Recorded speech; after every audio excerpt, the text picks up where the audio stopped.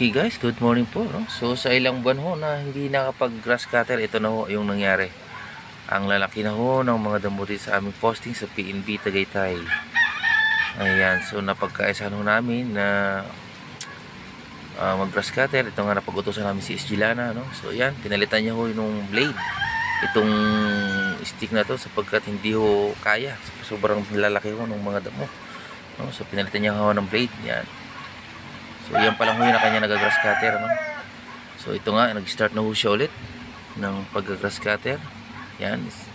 At kanya nga hong bubuhatin na ang grass cutter, ano? At ilalagay na sa kanyang kanang balikat. And then ito nga ho guys, nagsuot siya ng protective gear sa kanyang mata.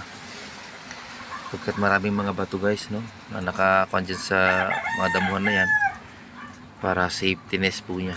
So yan guys yung aming posting dito sa PNB Tagaytay. Okay, so maraming salamat guys. Thanks for watching.